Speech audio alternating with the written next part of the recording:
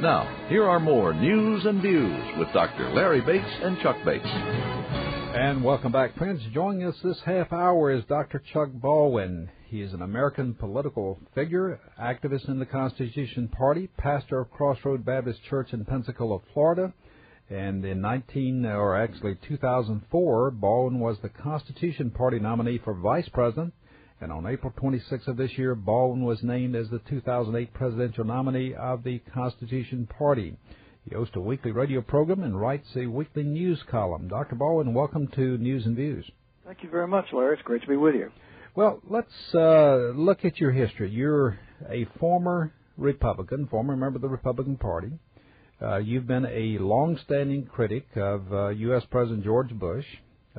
You're known as a staunch opponent in your writings in your radio program of what you call the New World Order, which I believe is nothing but a code word for one world socialism, and the North American Union and amnesty for illegal immigrants.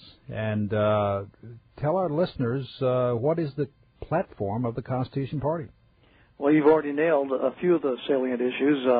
Illegal immigration is high on our priority list. It is absolute lunacy to think that we are fighting a war on terror halfway around the world in Iraq and Afghanistan, while at the same time leaving our borders and our ports wide open to the threat of potential terrorists. You know, I've got a problem with that term, war on terror. Who ever heard of declaring war on a tactic? Terrorism is a tactic. It's not an enemy. Neither party, neither John McCain nor Barack Obama have any intention on closing the border. Both of them favor amnesty for illegal aliens. They favor some kind of a path to citizenship. They favor anchor babies. They favor the continued U.S. taxpayers paying for the various services for illegal aliens and their children. And they do not have any resolve to close the borders. So our position is that we cannot maintain our national security, much less our sovereignty, unless we secure our borders. And when I become president, that's one of the first things that we will do. We will also free Mr. Ramos and Mr. Campion, those two Border Patrol agents who were imprisoned under the Bush administration for trying to defend our borders. I've said the day that I walk into the White House is the day that they walk out of prison. What about the Second Amendment? 100% for the Second Amendment. We believe that the Second Amendment, humanly speaking, is the only thing that separates us from tyrannical government. Our founding fathers were very wise in making sure that the American people understood the importance of the right to keep and bear arms. It's right that it would be number 2 in the Constitution Bill of Rights, because it is the thing, humanly speaking, that preserves our liberty. And let's be up front here. When the Founding Fathers put the Second Amendment in the Constitution, they were not talking about duck hunters and deer hunters and target shooters. They were talking about the freedom and the right and the responsibility of the American people to defend themselves against, A, the criminal elements of society, and B, against dictatorial, tyrannical government. And so I fully and wholly support the Second Amendment. So, in other words, the Second Amendment was put in to protect the First Amendment. It was put in to protect everything else in all of the amendments in the Constitution. Without it, everything else would be moot. Well, but what happens when you have a nation who has become a nation of sheep? Don't we attract a lot of wolves? Well, that's true, and I think there's an argument to be made for the fact that we have allowed ourselves to follow those people that are, leading us blindly down a path toward destruction. The positive side of that, though, Larry, is that I'm beginning to see an awakening, and this is the thing that does truly excite me this year. I think as people survey the political landscape today, and they see what both of the major parties are offering, they're beginning to wake up and realize that, something is missing. Something is wrong. There was a recent survey that came out, I think it was a Gallup survey, that said 80-something% of the American people believe that the country was on the wrong track and that neither party was going to fix it. Those are significant revelations, because I think the American people, while they may not be able to add it all up as to why and so forth, I do think that there is an increasing awareness that there is a problem as people hear our message of freedom, of independence, of national sovereignty, and so forth, they begin to put the pieces of the puzzle together. And that's what I'm finding, is that our message is being received more enthusiastically now than ever.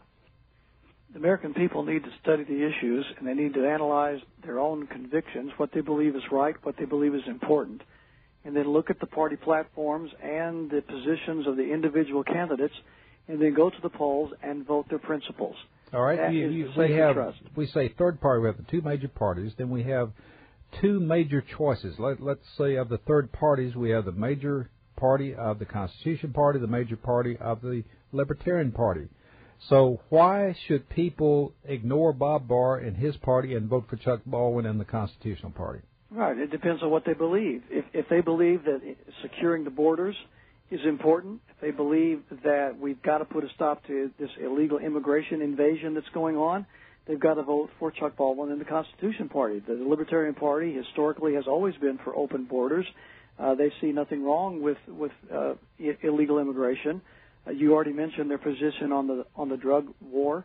We certainly don't take that position at all. We believe that the states and the local communities have an obligation to protect their citizenry from these drugs. We certainly differ on that area. I think when you look at some of the salient issues between us and the Libertarians, you're going to find that if you believe in pro-life, for example, you're going to have to support Chuck Baldwin and the Constitution Party. The Libertarian Party takes no position on the life issue. I haven't heard Bob Barr take a position on the life issue, whereas with us, the life issue is a very, very important part of our party platform. We believe that all human life is precious in the eyes of God and should be protected under law, including unborn children. We're the only party, and I'm the only presidential candidate, who has a commitment to preserving the lives of unborn children. So again, there are several issues that distinguish us from the Libertarians, and if people believe in the issues that I just mentioned, and they say that those are their convictions and that's their belief system, then they have no choice but to vote for Chuck Baldwin and the Constitution Party in 2008. What is your website, Chuck? The website is Baldwin2008.com. That's www.Baldwin2008.com. And Larry, can I put out a toll-free number? Sure, absolutely. Now, this is a number if people want to help us, contribute, volunteer. We need all of the above, more information, whatever. 888-USA-1911. 888-USA-1911. Let's go to George in St. Louis, listening to KGSL. George, your question for Chuck Baldwin. Good afternoon, and congratulations, Chuck, on your nomination. Thank you, George. I just want to let you know that you're giving hope to the millions of people out here that don't feel represented by the two major parties. And I've talked to a lot of people that weren't going to turn out and vote, and after they viewed your acceptance speech on your Constitution Party website, one lady said, "I love this man." That was her remark. So I just want to thank you, and I hope you can stick in there. And to reiterate what you said, we need to vote our principles, let God handle the outcome. All right, George, thanks for your call. Thank you, George. Chuck, what about, isn't it really more important who's in the Congress than who's in the White House? Boy, you're right about that, and that's the other part of the equation we need to talk about. And I think this is a golden opportunity for an independent president. I've heard people say, well, Chuck, what are you going to do? You know, you don't have members of your party in either house of Congress. And I think that's an advantage, not a disadvantage. Let me explain why.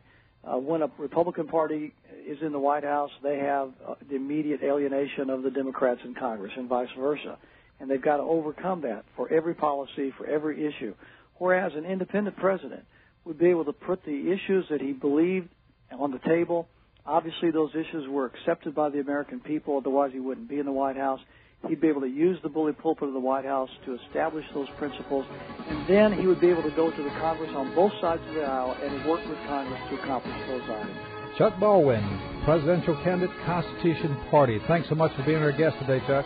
My privilege. Thank you, Larry. You bet.